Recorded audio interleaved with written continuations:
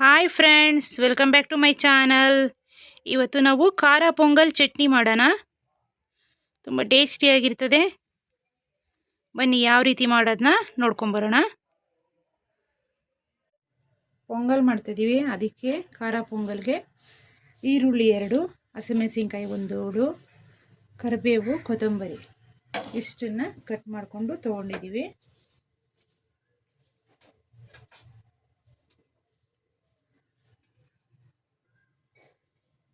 ಒಗ್ಗರಣೆ ಮಾಡೋದಕ್ಕೆ ಒಂದು ಪಾತ್ರೆ ಇಟ್ಕೊಳ್ಳಿ.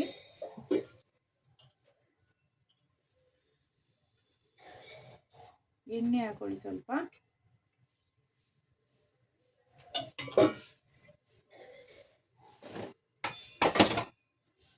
ಎಣ್ಣೆ ಚೆನ್ನಾಗಿ ಬಿಸಿ ಆಗಲಿ.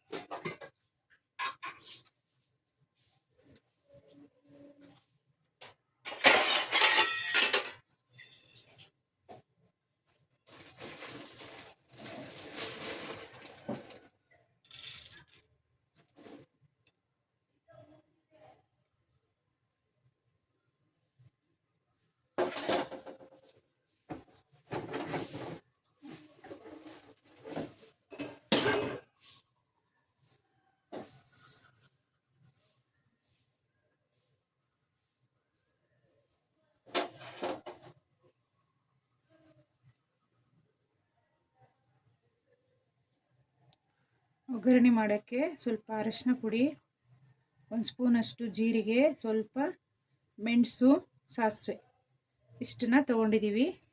ಈಗ ಎಣ್ಣೆ ಕಾದಿದೆ, ಸಾಸಿವೆ ಜೀರಿಗೆ ಎಲ್ಲ ಹಾಕೊಳ್ಳಿ. ಸ್ವಲ್ಪ ಅರಿಶಿನ ಪುಡಿ,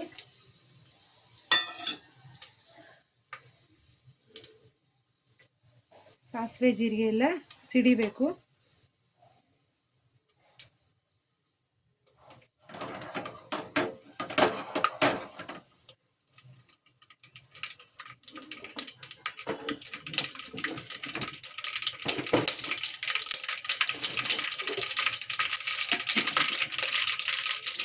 ಈ ರೀತಿಯಾಗಿ ಸಿಡಿತಾ ಇದೆ. ಇವಾಗ ಹಸಿಮೆಣಸಿನ್ಕಾಯಿ, ಕರಿಬೇವು, ಈರುಳ್ಳಿ ಇಷ್ಟನ್ನ ಸೇರಿಸ್ಕೊಳ್ಳಿ.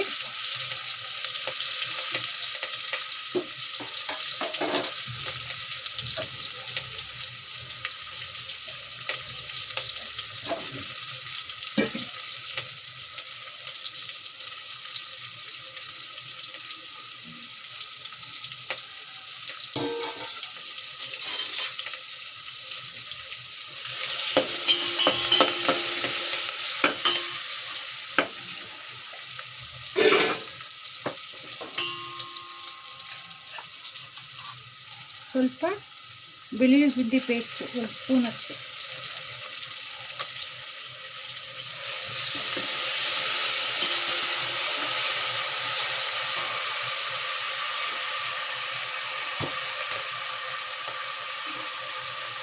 ರುಚಿಗೆ ತಕ್ಕಷ್ಟು ಉಪ್ಪು,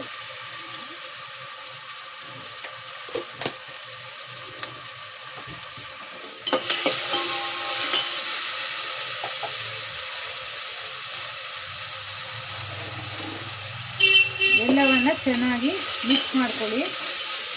ಈ ರೀತಿ.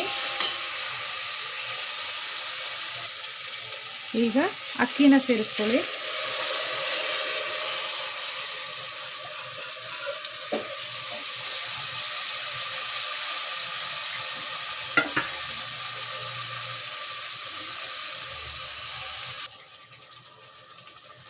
ಈಗ ಅಳತೆಗೆ ತಕ್ಕಂಗೆ ನೀರನ್ನ ಸೇರಿಸ್ಕೊಳ್ಳಿ. ಈ 1 ಲೋಟ ಅಕ್ಕಿಗೆ ನಾವು 3 ಲೋಟದಷ್ಟು ನೀರನ್ನ ಹಾಕೊತಾ ಇದ್ವಿ. ಈಗ ಇಲ್ಲಿ ನಾವು 6 ಲೋಟದಷ್ಟು ನೀರನ್ನ ಸೇರಿಸ್ಕೊಳ್ಳೋಣ.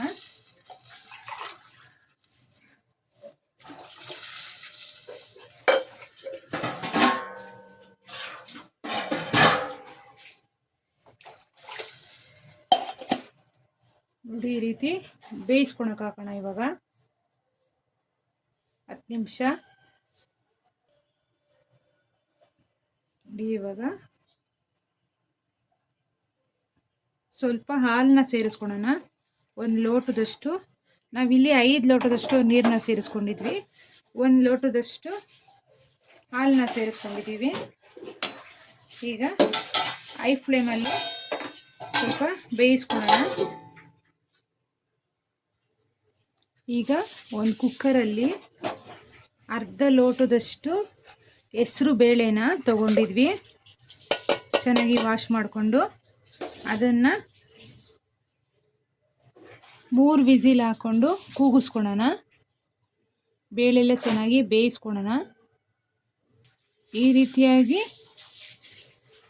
ಬೇಳೆನೆಲ್ಲ ವಾಶ್ ಮಾಡಿಕೊಂಡು 1 ಲೋಟದಷ್ಟು ನೀರನ್ನ ಸೇರಿಸ್ಕೊಂಡು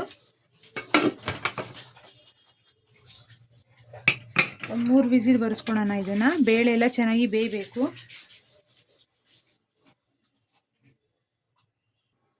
ಈ ರೀತಿಯಾಗಿ ಬೇಯ್ತಾ ಇದೆ.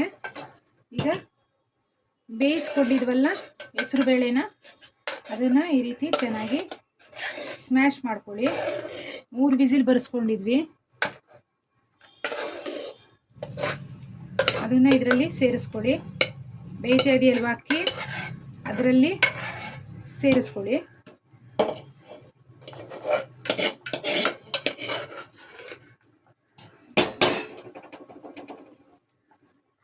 ಈಗ ಸ್ವಲ್ಪ ಕಾಯಿನ ರುಬ್ಕೊಂಡಿದ್ವಿ, ಅದನ್ನು ಸೇರಿಸ್ಕೊಳ್ಳಿ. 2 ಸ್ಪೂನಷ್ಟು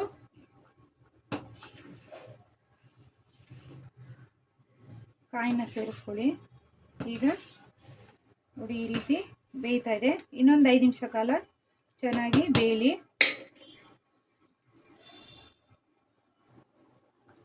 ನೋಡಿ ಈ ರೀತಿ ಚೆನ್ನಾಗಿ ಪೊಂಗಲು ರೆಡಿಯಾಗಿದೆ. ಈಗ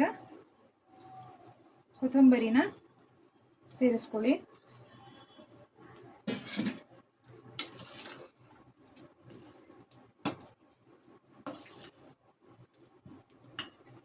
ನೋಡಿ ರೆಡಿಯಾಗಿದೆ. ಈ ರೀತಿ ಖಾರ ಪೊಂಗಲು ಚಟ್ನಿ ಜೊತೆ ಸವಿಯಲು ಸಿದ್ಧವಾಗಿದೆ. ನಮ್ಮ ಚಾನಲ್ನ ಸಬ್ಸ್ಕ್ರೈಬ್ ಮಾಡ್ಕೊಳ್ಳಿ. Thank you for watching this video.